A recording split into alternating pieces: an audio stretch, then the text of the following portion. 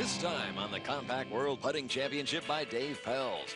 We're in Walt Disney World, where 90 holes lie between 269 players and the title of World's Best Putter.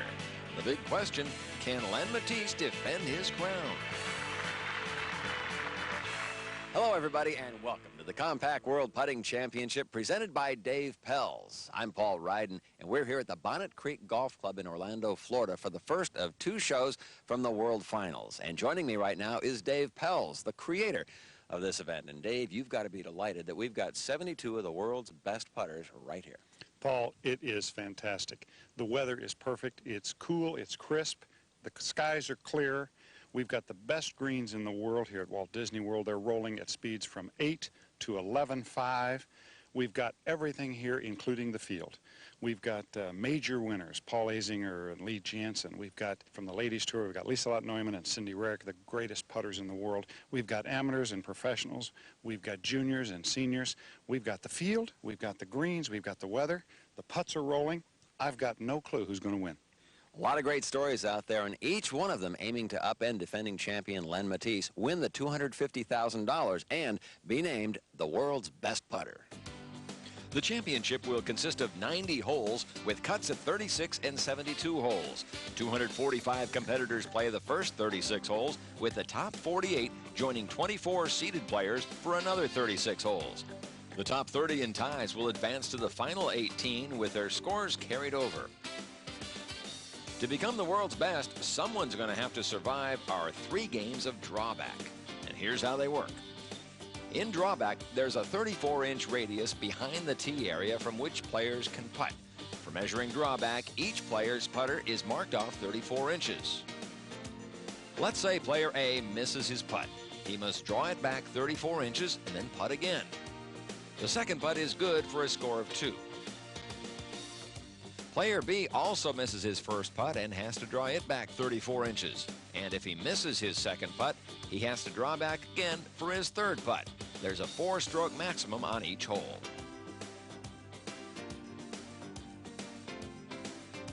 In safety drawback, players don't have to draw back if their tee shot lands within the safe zone. There's a 34-inch safe zone behind the hole. This safe zone changes based on a ball's entry to a given hole. If player A misses his putt, he must draw back 34 inches and putt again.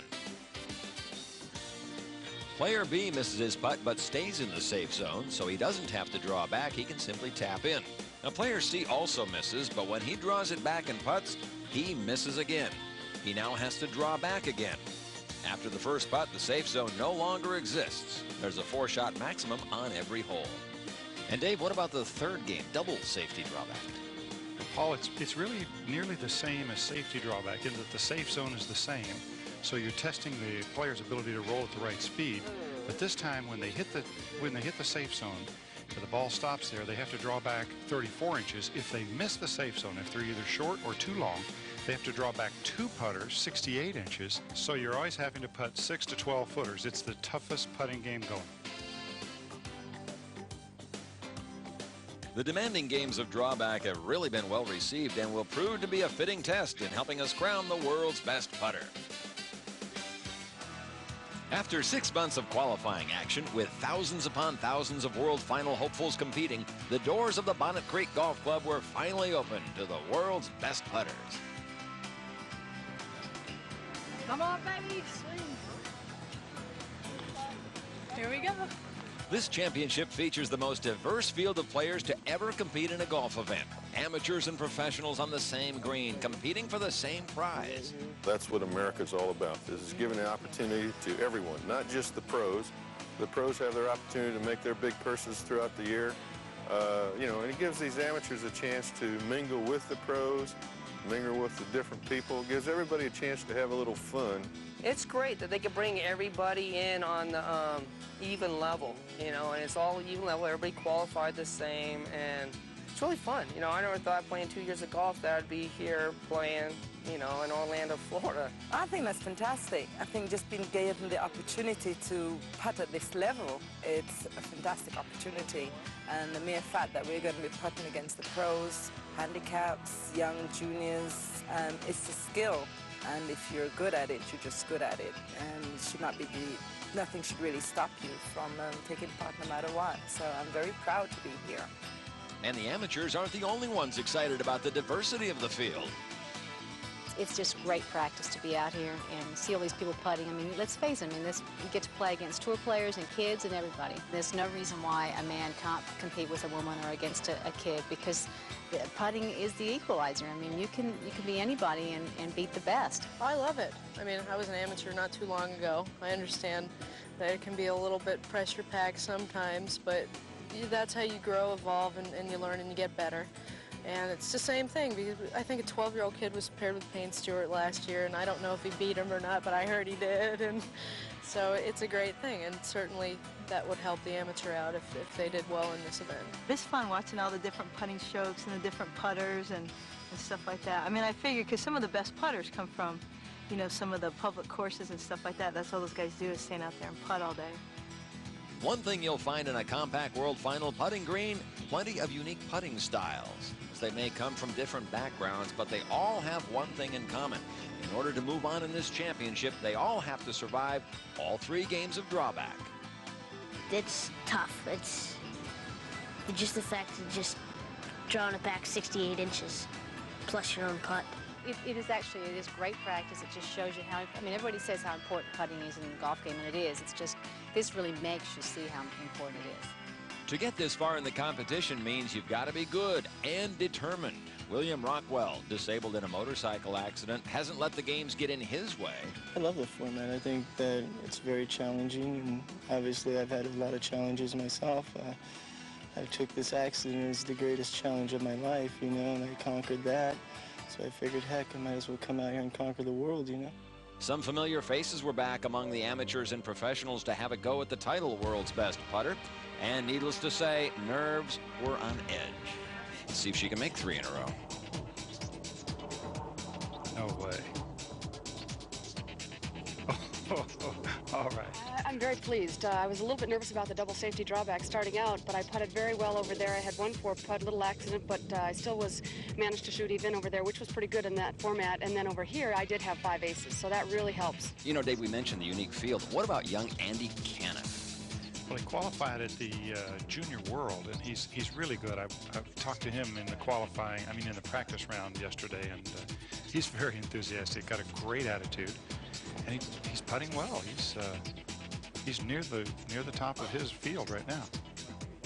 I like this format. It's fun, and it tests the putts that make your nerves get you really scared.